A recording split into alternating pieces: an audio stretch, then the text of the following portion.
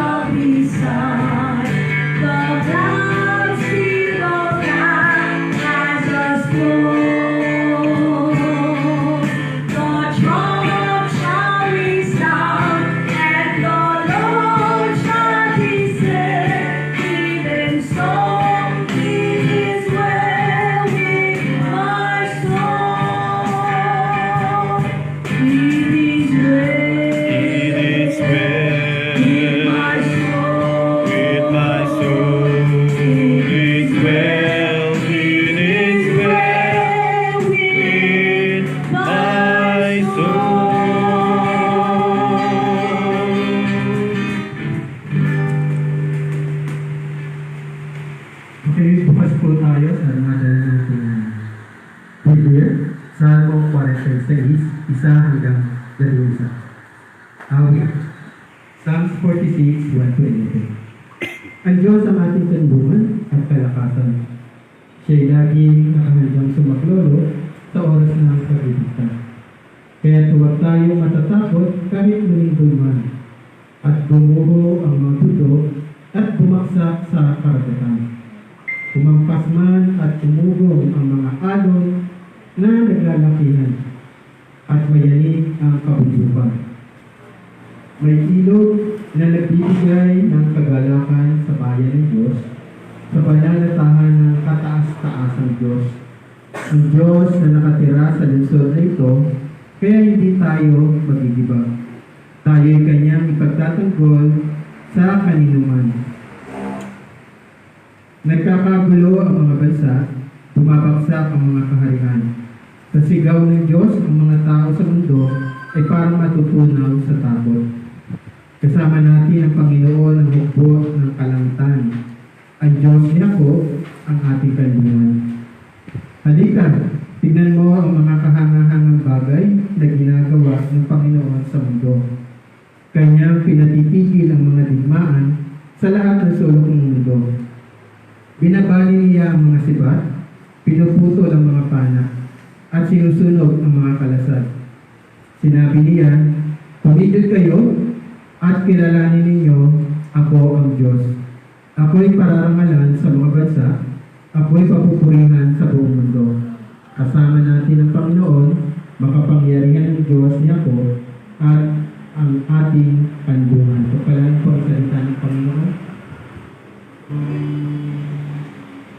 Glory be to the Father, and to the Son, and to the Holy Ghost, as it was in the beginning, is now, and ever shall be. World without end. Amen. Amen.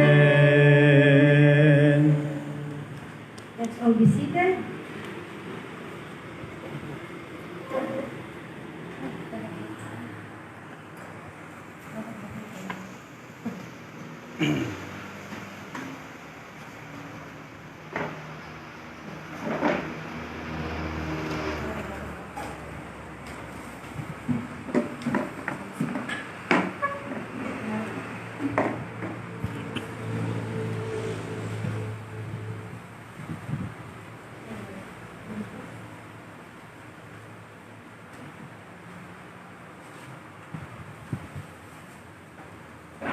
Hindi, magandang umaga po sa bawat isa. Salamat sa Panginoon, sa patuloy na biyaya, kapala na natin pong tinatanggap mula po sa kanyang kabutihang loob para sa kanyang mga.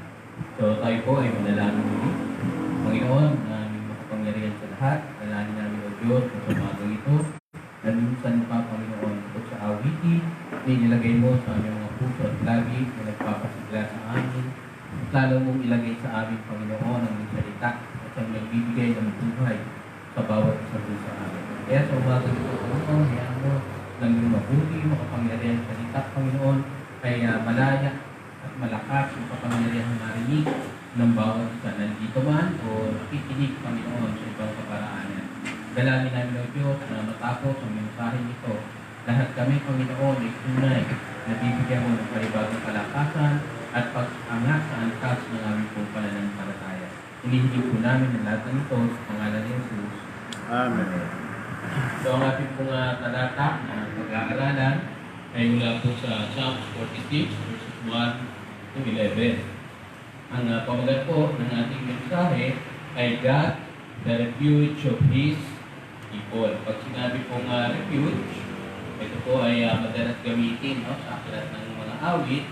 At sa ibang salin, ang katumbas na kahulugan nito ay hiding place or shelter. No? Sa Tagalog ay buog, fortress. Sa English pala, fortress. No? Sa Tagalog, buog. So, whatever, ano siya, synonymous, no? Sa isang lugar na kung saan kapag nandun ka, ramdam mo yung kaligtasan. Whatever happens dun sa nangyayari sa iyong kapaligiran, kapag nandun ka, nakapaloob ka doon, yung sa shelter mo, dun sa moat mo, sa fortress mo, sa refuge mo, sa hiding place mo, it's if no harm can befall to you. No harm can come before you.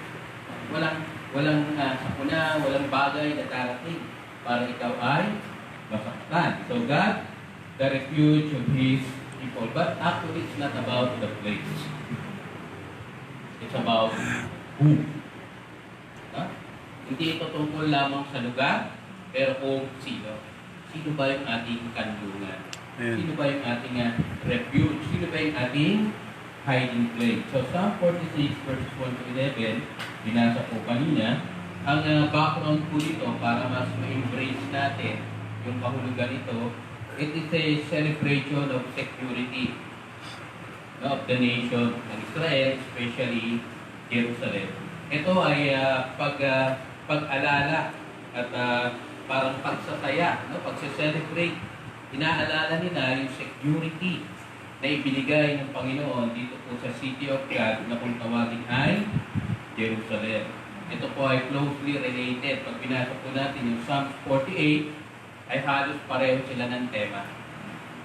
At ang pinaka-senaryo po nito, ito po yung umaawit sila na yung mga kababaihan, no? Yung mga, especially yung mga dalaga na nandoon, may hawak po na tambourine, yung mga maidens may hawak na tambourine, tapos sila po ay nakikisaya dun sa pangunguna ng isang Levita na kung tawagin ay si Korah. So, pag pinugat natin yung lahi ni Korah, si Korah ay lahi ng Levita. Sa panahon pa ni Moses, no? Mauugat na yung lahi ni Korah at talagang sila ay tinalaga bilang Levita. So, sila Korah at yung choir niya ang nangunguna sa pag-awit. Then, yung mga kadalagahan naman, sila naman yung nagtamburin, they dance with joy for the celebration na maalala nila kung paano sila patuloy na iniligtas ng ating Panginoon. So that was the context nito, no? Tapos may mga bagay dito na mababasa tayo na parang imposible. Yung dagat, yung bundok, pupunta sa gitna ng dagat kahit malubog, no? It typifies kung gaano palakas ang Panginoon na anuman ang nangyayari sa paligid natin kapag tayo ay nasa kamay ng ating Panginoon. Tayo ay ligtas. Amen. Sabi nga, walang ibang ligtas na lugar kundi sa kamay ng Panginoon. So, that is the context ng ating pong pag-aaralan. Ngayon, in relation sa panahon natin ngayon, you are looking for security. All of us.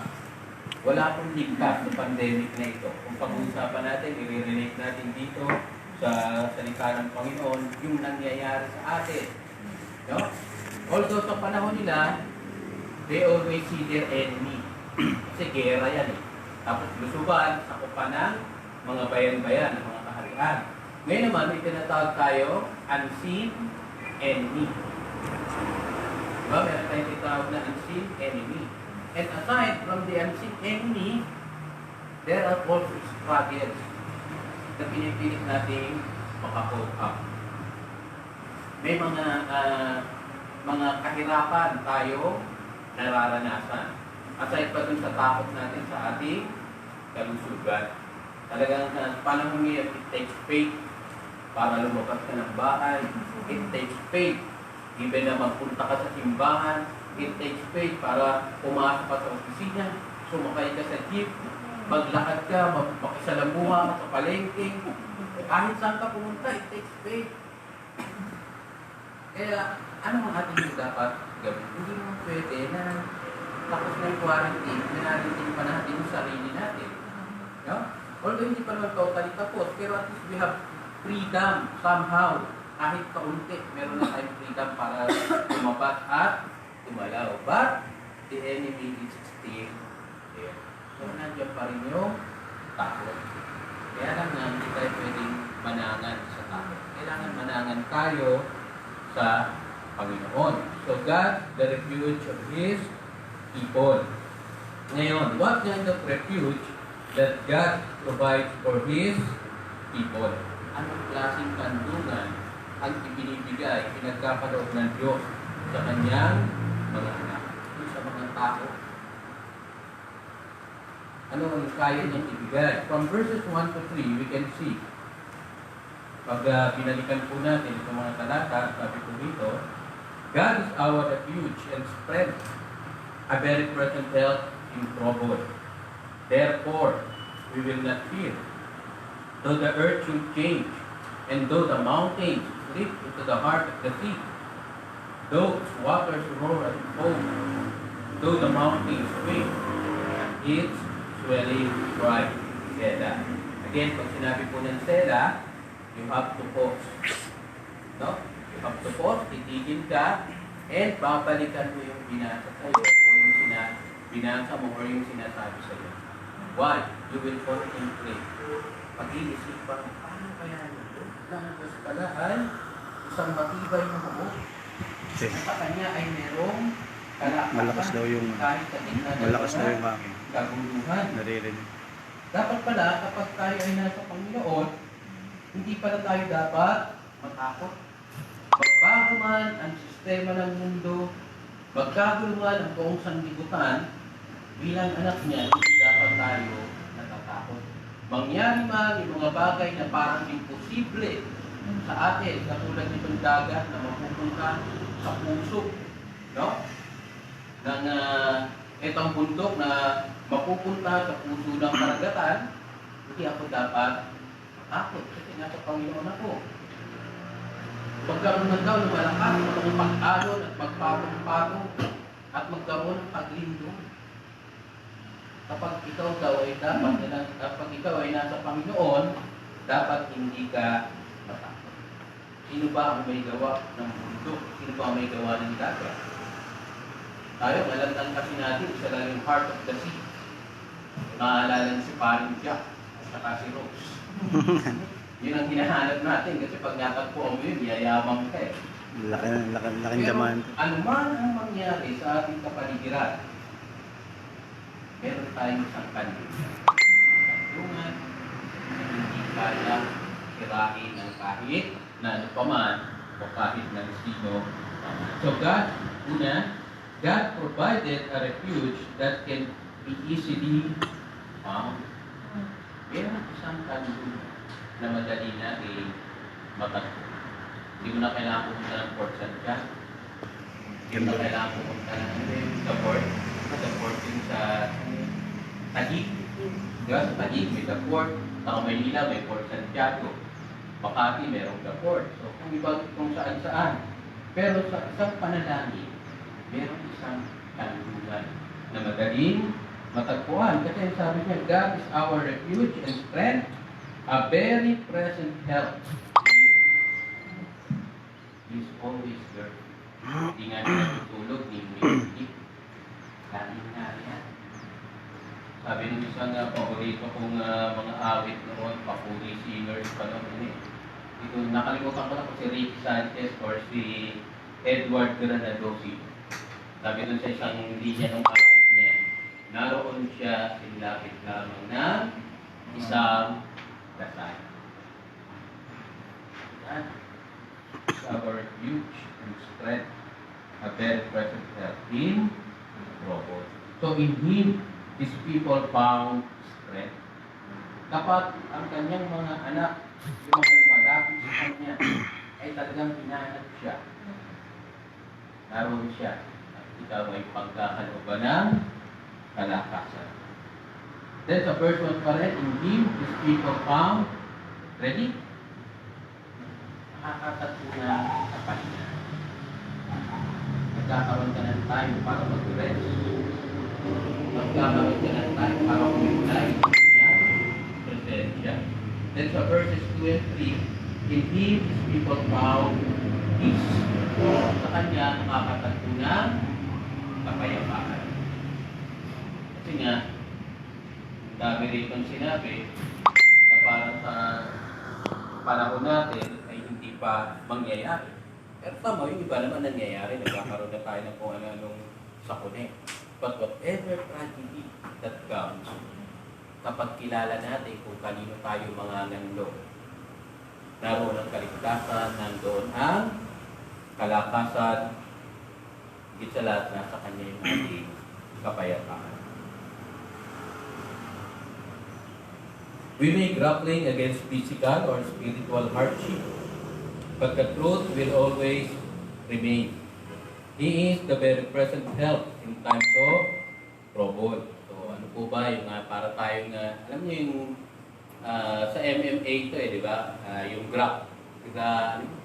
grappling, no? Yung parang wrestling. No?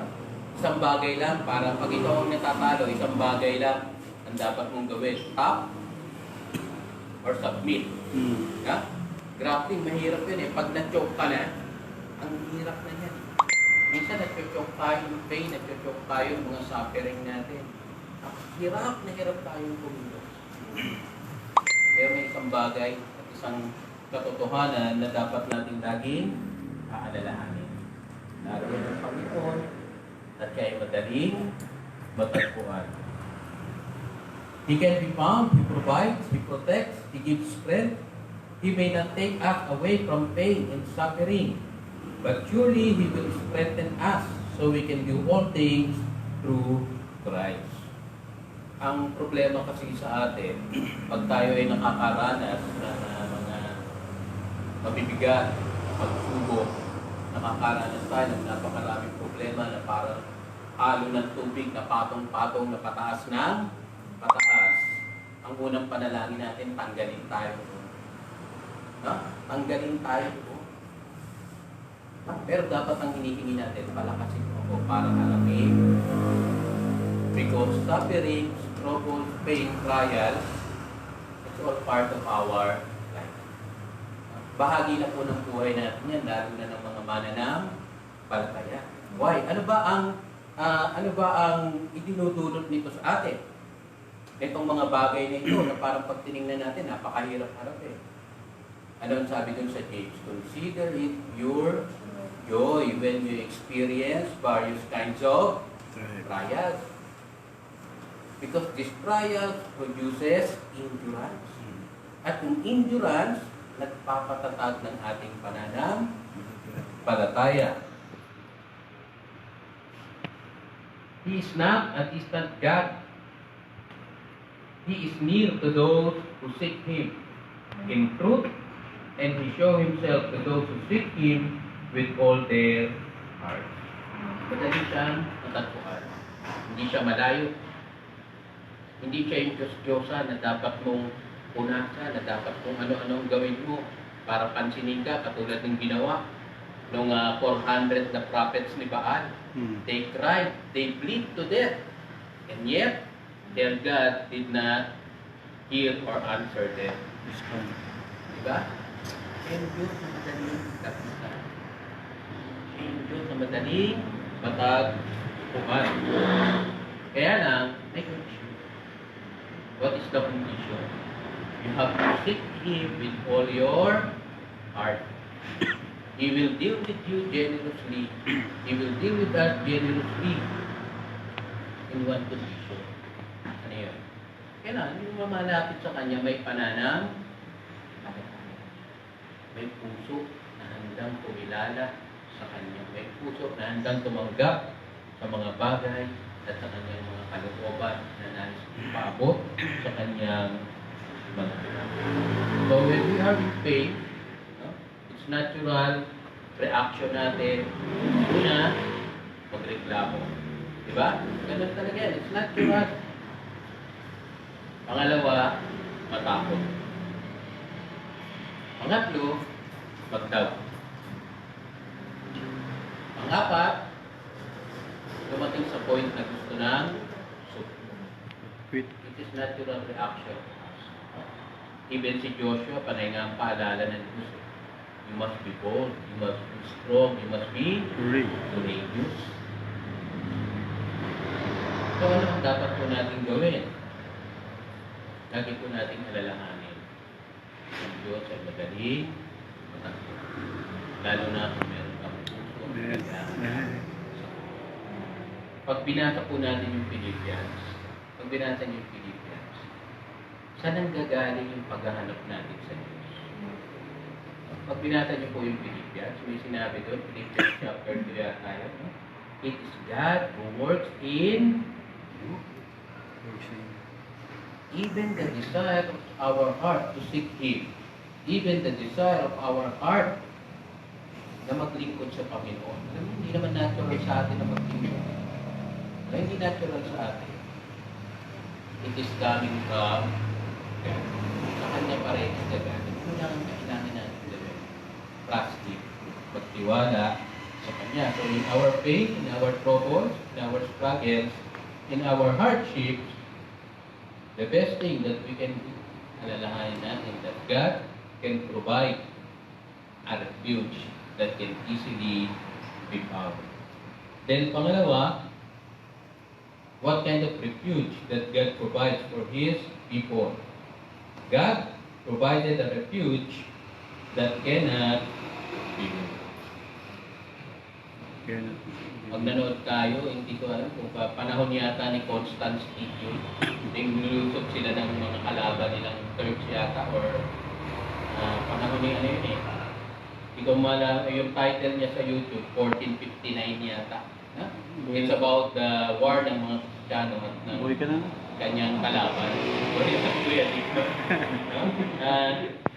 Sabi ni Constantine, kay Emperor doon, we have a fortress that cannot be moved. Hindi ko masisira. Hindi, ano sila, kampante. Kampante sila. Yung sa Jerusalem yata nangyari, kampante sila. Pero the enemy keep on pressing. Hinahanap nila yung pader na mahina. At tumatagpo nila kung saan yung pader na mahina. Tinagyan nila ng mga pakalo. At nang sumabog, natalo si Constantine. Doon siya isa naman. But if God have a refuge, to have a fortress that cannot be moved. Kaya yung kandungan na hindi kayang ganawin, kayang ugain ng kahit na sino o kahit ano paman. Sabi po kasi sa verses 4 to 7, sabi rito, there is a river whose streams make glad the city of God, the holy dwelling place of the Most High. God is in the midst of her. She will not be moved. God will help her when morning dawns. The nations made an uproar, the kingdoms stuttered. He raised his voice, the earth melted. The Lord of hosts is with us. The God of Jacob is our stronghold, Selah. Then sa verse 11, inulit-ulit yun, the Lord of hosts is with us. The God of Jacob is our stronghold, Selah. So we have a refuge that provided by God that cannot be moved. Hindi na siya magagalaw, hindi na mauuga. Actually, may mga bonus points pa dun eh, pag binasa natin ito ng isa-isa. Dun sa verse 4, no? Merong kasiyahan kapag nandun ka sa provided na refuge ng ating Panginoon. Meron daw dun na yung gladness umahagos. Minsan, hindi nyo ba napapansin? Papasok tayo sa presensya ng Panginoon na ang mukha natin lukot pa sa 500. Di ba? Minsan, papasok tayo dun sa isang pagkakataon na sa presensya ng Panginoon ang puso natin para kinuyubos. Full in pain, full of suffering. Daman-daman natin, experience natin ang kabigatan. Pero pagdating natin doon, once we start praying, once we start talking to God, once we start trusting to God, sabi ni Hari David, yung mukha natin, nawawala ang pagka-hinihinahan. Parang merong liwanag na sumisilay sa mga mukha ng mga taong nagtitiwala sa Panginoon. Why? Because yung kalungkutan na papalitan ng Kasiyahan. Hindi ako ang problema. No? Paglabas mo na dun sa presensya ng Panginoon, paghakbang mo palabas, hindi naman natapos ang problema. Diba? Haharapin mo pa rin. Kaya lang, alam mo na meron pang Ayan. alam mo na mayroong magbibigay sa iyo ng kasiyahan sa gitna ng sapi. Kahapon meron po tayong partner. Kamamatay lang po ang kanyang asawa. Kung makita ko na online siya, so I take the opportunity to call her and she responded. Hanga ako dun sa kanyang tiba. Tanga ako sa tibay, nagkwento siya kung ano nangyari. Pero yung sa kanyang pagkikwento, alam mo, damang mo yung lungkot, pero hindi yung pumapalaaw. Hindi yung nagkikwento ng walang pag-asa. Keep on talking, nire-recall niya yung mga pangyayari. Nakakatuwa. Sana ganun din tayo. Kapag tayo ay sa kabila ng ating mga nararanasan ngayon, kabila ng mga bagay na nangyayari sa atin, kapag tayo nakipag-usap sa tao, nakikita yung pag-asa. Nakikita yung kasiyahan. Pero doesn't mean huwag yung pag-usapan ng problema. Yun naman yung dapat maging realistic din tayo. No? Hindi pwedeng yung keep on. Baka naman atakihin ka sa puso. Pero okay lang ako. Kaya ako. No? Pero yung puso mo naman halos kalahati na lang ang pamilya mo. Dahil sa hirap. No? Hindi naman gano'n. Mas maganda nga, ikwento ko. No? Pag pinag-aralan natin ang awit ni Haring David, saan siya nagsisimula? May mga chapter sa sulat or awit ni Haring David nagsisimula sa lungkot. Di ba? Nagsisimula sa galit. Pero sa huli, nauuwi sa pagpupuri sa Diyos. Kaya natin ikwento sabihin natin. But in the end, it's not the grief that remains, but the goodness of God. Then sa verse 5, no? Because of Him, nothing can be moved. No? Ilang beses natin makikita iyan sa mga sulat. Yan po ni Haring David sa kanyang mga awit. Then sa verse 5 again, because of Him, help is always available. Laging nandyan ang tulong ng Panginoon. Pag binasa natin yung verse 5, God is in the midst of her. She will not be moved. God will help her when morning dawns. So, sa panahon, katulad nga ng ating konteksto, nung ito ay sinulat sa panahon nila, ito ay patungkol sa Jerusalem. But in our time, it is for us. Tayo yung bagong bayan ng Diyos. Then, sa verses 6, 7, and 11, because of Him, shelter becomes a stronghold. Yung kanlungan natin, nagiging matibay na tanggulan ng ating Panginoon. Once His presence, once we take refuge in Him, parang nandun ka sa isang bubog na hindi matitinag. Diba, meron tayo inaawit thou shall not be moved. Hindi tayo matitinag kasi yun ang pangako ng Panginoon. So how do we take this in our heart? Ito po yung tatandaan natin. He gives peace and joy that the world cannot give.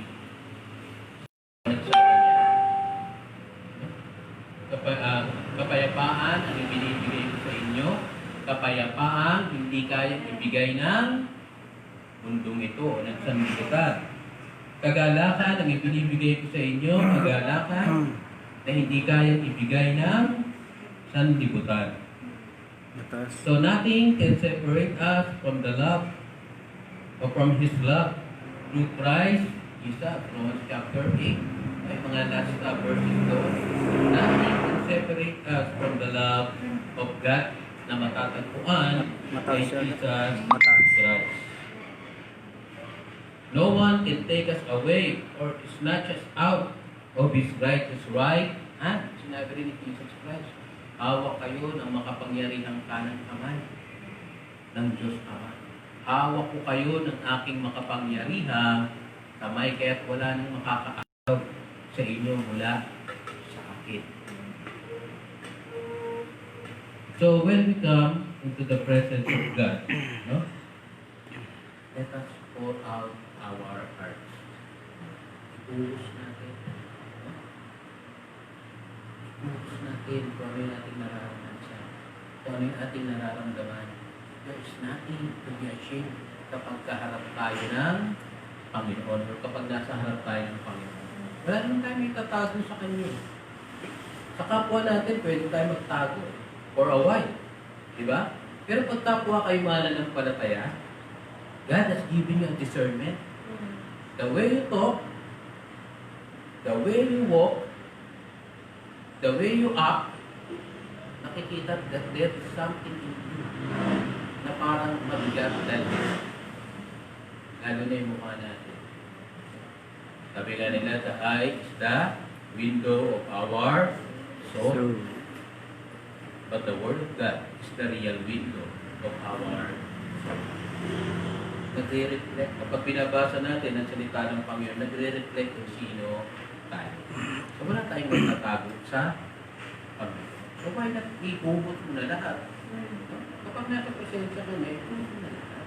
Para yung hinahanap mong kalusugan, para yung hinahanap natin tanggulan, tunay natin maranasan at matagpuan. So God, the refuge of His people. What kind of refuge that God provides for His people? Una, God provided a refuge that can be easily found. Pangalawa, God provided a refuge that cannot be moved. And lastly, yung pangatlo, God provided a refuge that can make His people at peace. Peace. Kapayapaan. Ilang buwan tayo na quarantine? Yung parang lockdown, kung tawagin. Dalawa. Almost 3. 3 months. March to May. Diba? Hirapan na tayo niyan. Yung pa sa loob ng tahanan natin, nakatagpo tayo ng kapayapaan during that lockdown. Amen. Ha? Nakatagpo tayo ng kapayapaan. Why? Why? Because we learn to seek God more and more. Diba? Kasi natuto tayo, pero kung walang lockdown, we go on our way.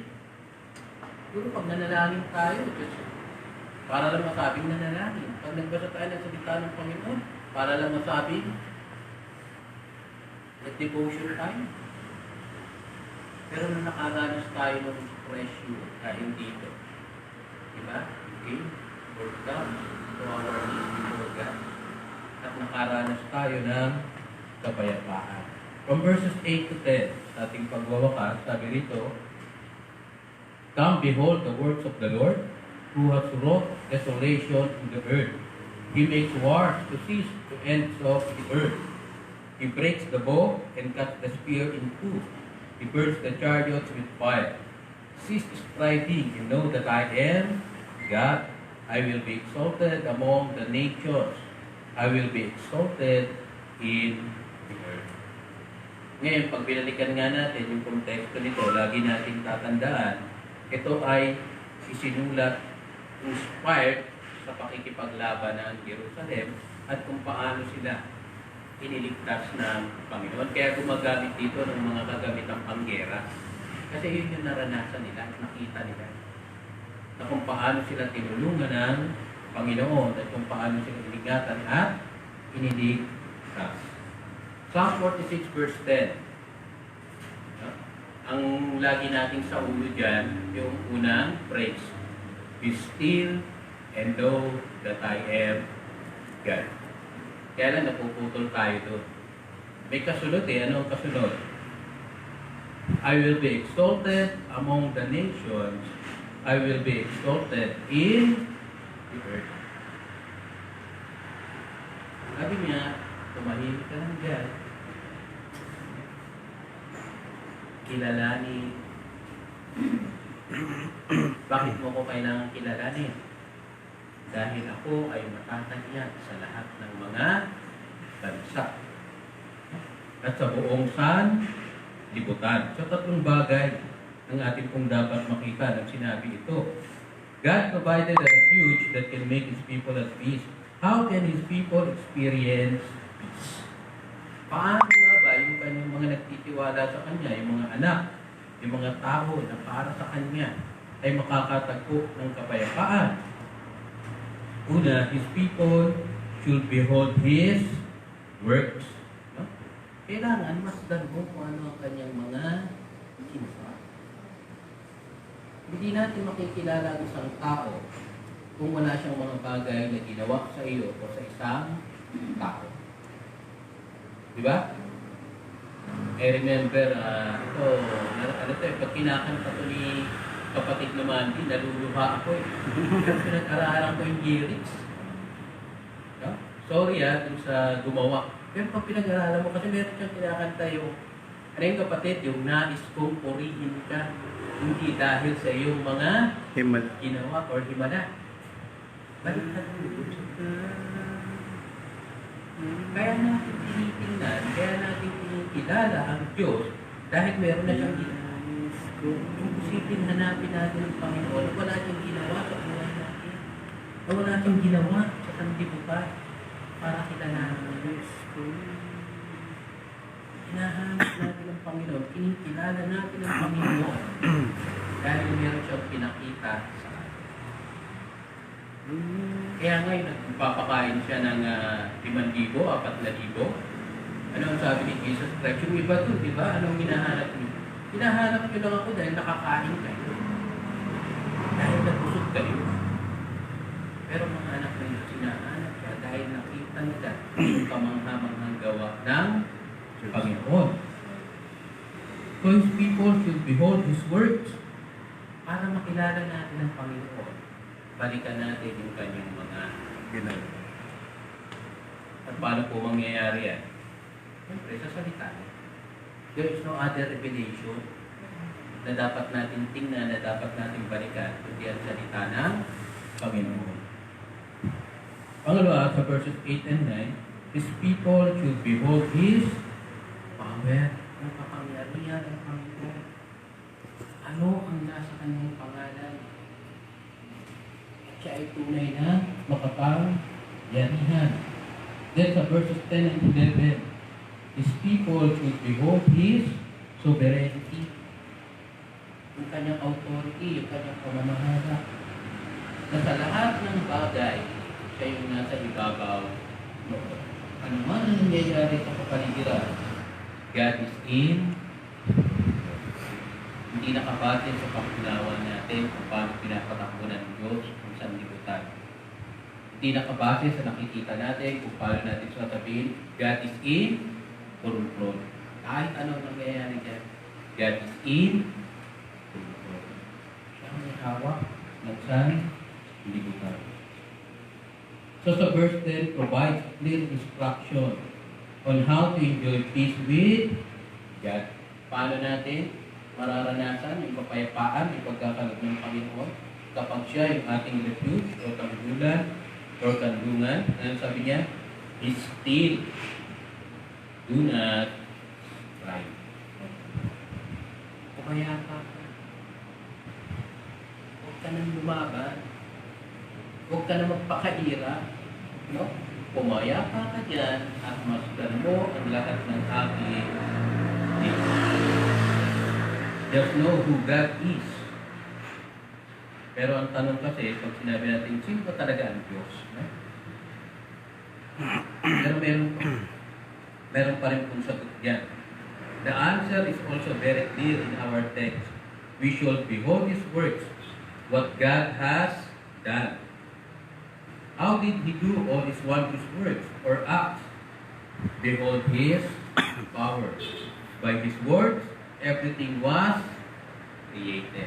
Sa pamamagitan ng salita, ang lahat ay nalikha ng Genesis 1 hanggang sa matapos ng pagsulat ng Biblia. We have a God that continuously working. Hindi siya namamahinga, hindi umiidlip, hindi natutulog. His word, the storm ceased. The sick were healed. The dead speaks. The mute hears. The dead arises. Sins were cleansed. How all these things made possible? Paano nangyari ang lahat ng ito?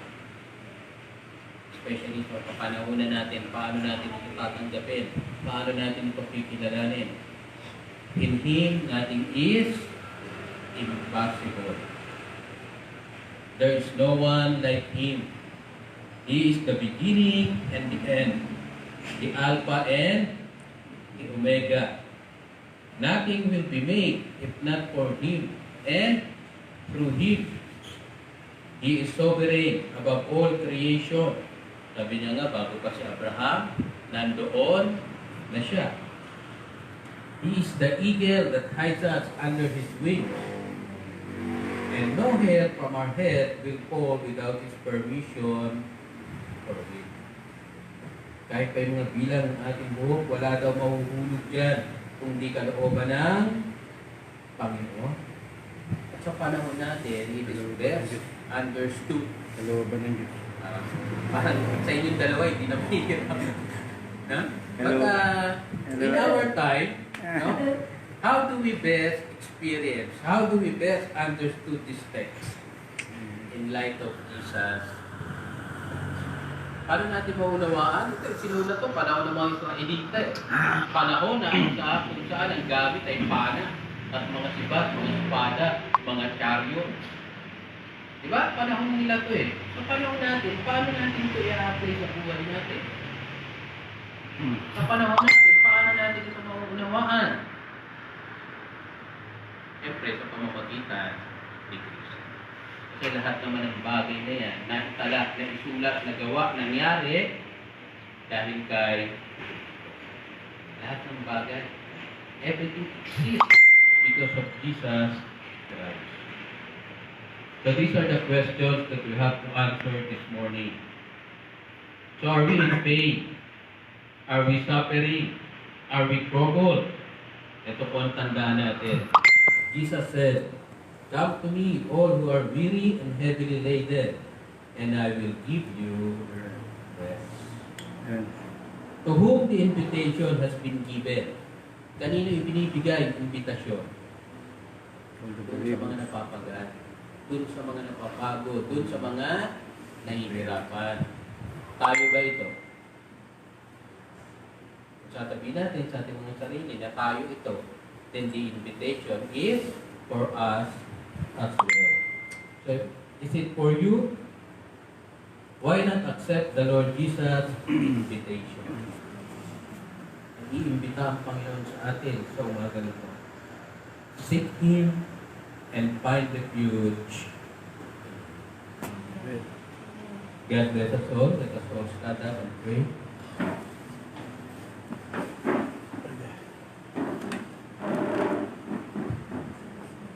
Father God, we come before your holy presence and we seek refuge from you. We want to go closer in your presence and feel the joy, feel the peace that only you can give. Lord, this morning,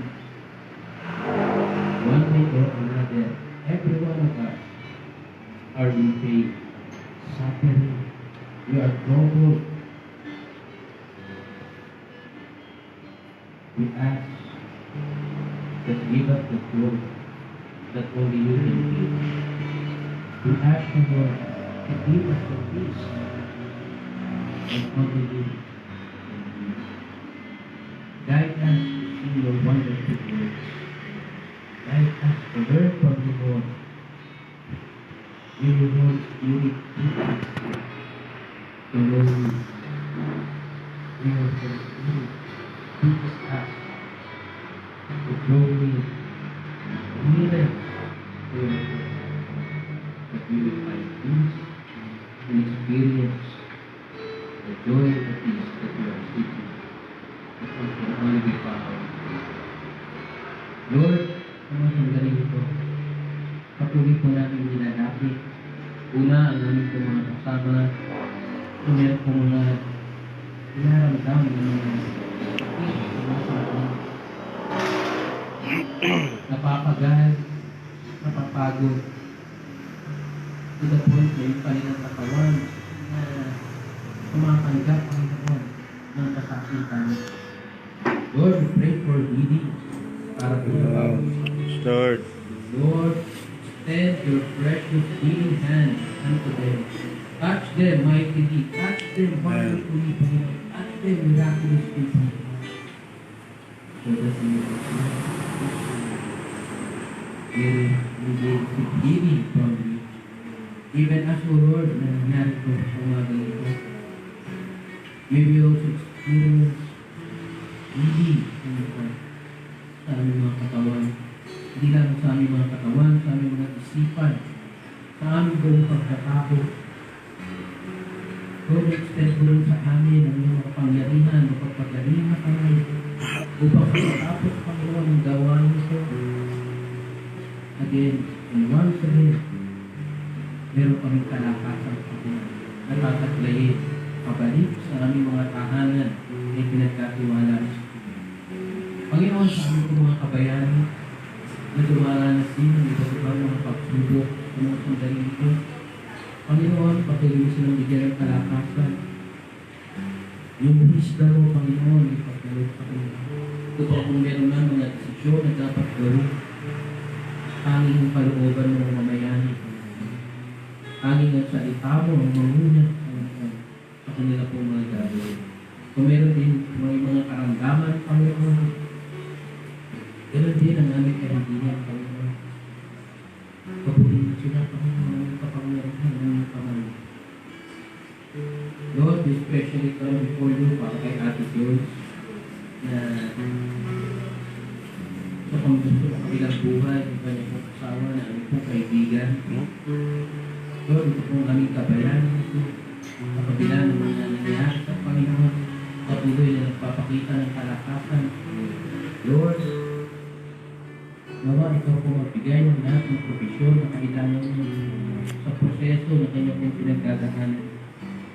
And Lord, us na patuloy po siyang palakasin Panginoon sa kanyang kalagayan niyo. We ask, Panginoon, na yung kanyang pong katawan, Panginoon, bigyan mo rin ng maayos na kapahingahan upang makabawi sa puyat, sa pagod, Panginoon, na kanyang pong dinaanan sa itong mga uling araw niyo. Lord, maghimala ka sa buhay ng bawat isa. Amen. You are the God of miracles. So sa umaga nito, Panginoon, we declare that you are our refuge. According to your word, according to your will, according to your heart. We ask this in Jesus' name. Amen. Amen. Let's continue to declare, you are my all in all. Hallelujah. Thank you for your word for us this morning. You are my strength when I am weak. You are the treasure that I seek. You are my all in all. Seeking you as a precious gift, Lord, to give up I'd be a fool. You are my all in all. Jesus, Lamb of God, worthy is your name. Jesus, Lamb of God, worthy is your name. You are my strength when I am weak. You are the treasure that I seek. You are my all in all. Seeking you as a precious gift, Lord, to give up I'd be a fool. You are my all in all. Jesus, Lamb of God, worthy is your name. Jesus, Lamb of God, worthy is your name. Taking my sin, my cross, my shame, rising again, I bless your name. You are my all in all. Forget what down, you pick me up. When I am dry, you fill my cup. You are my all in all. Jesus, Lamb of God, worthy is your name. Jesus, Lamb of God, worthy is your name. Jesus, Lamb of God, worthy is your name. Jesus, Lamb of God, worthy is your name. Worthy is your name.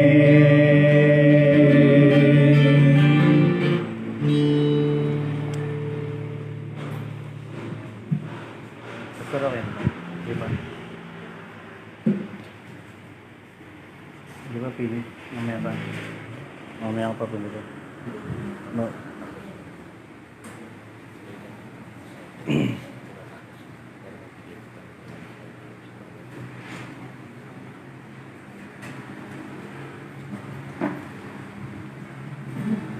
Sige po, dadako na po tayo sa pagbibigay para sa Panginoon.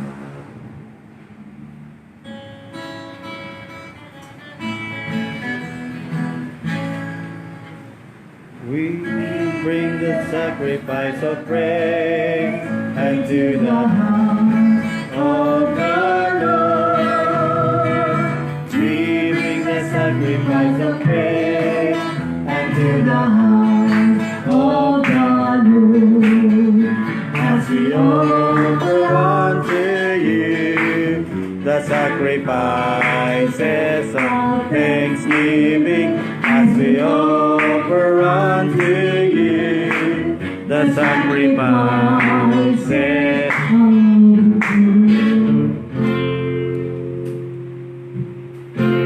Good from whom all blessings flow. Praise Him, all creatures here below. Praise Him above ye heavenly hosts. Praise Father, Son, and Holy Ghost. Amen.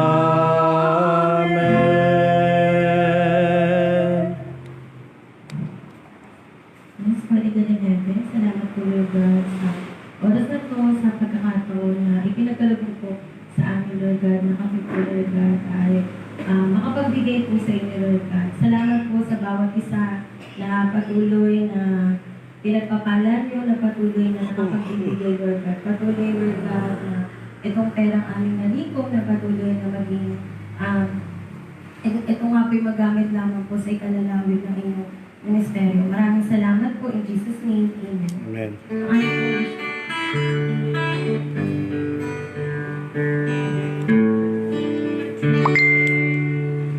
Hanggat may isang nagugutom, hanggat may isang nauhaw, hanggat mayroong mga pusong nagdurusa, namamanglaw,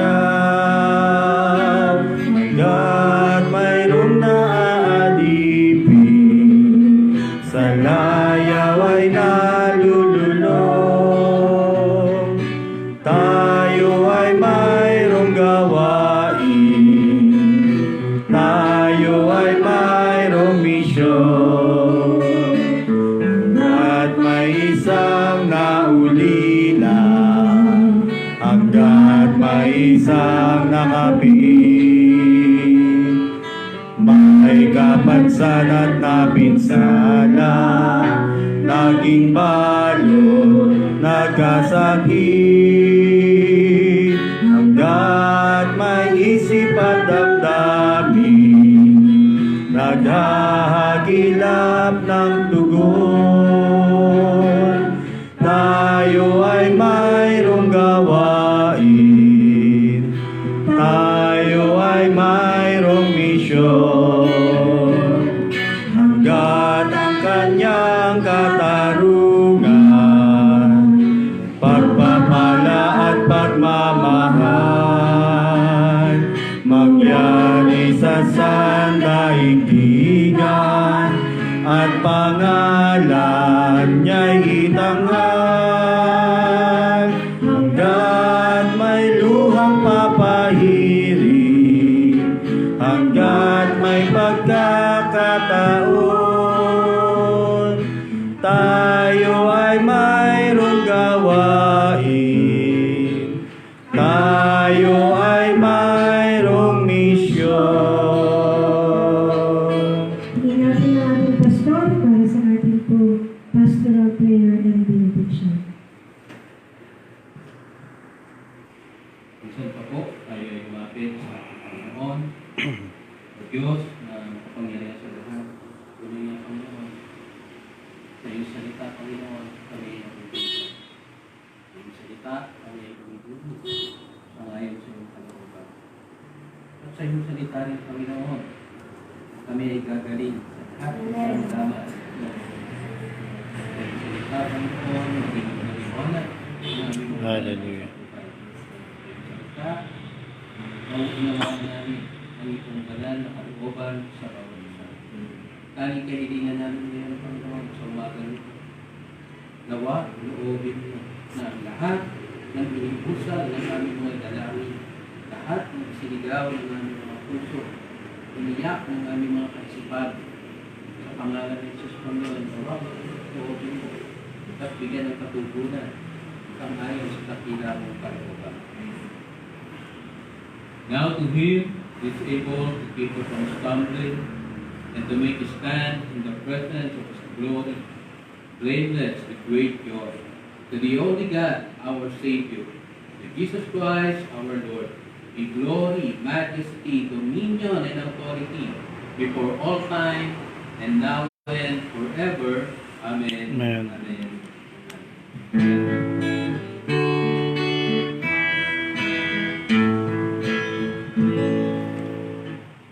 Now unto him who is able to keep and to make you stand in his presence, blameless and with great joy. To the only God, our Savior, through Jesus Christ our Lord, be the glory and the majesty, dominion and authority, both now and forever. Amen.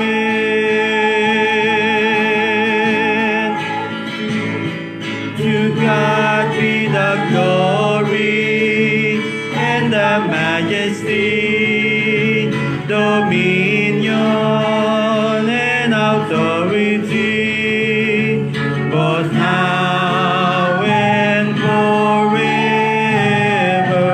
Amen.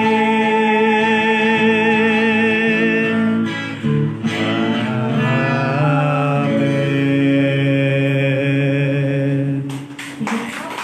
Maraming salamat po sa bawat isa. Tayo po ay tapos na. Salamat po sa buhay ng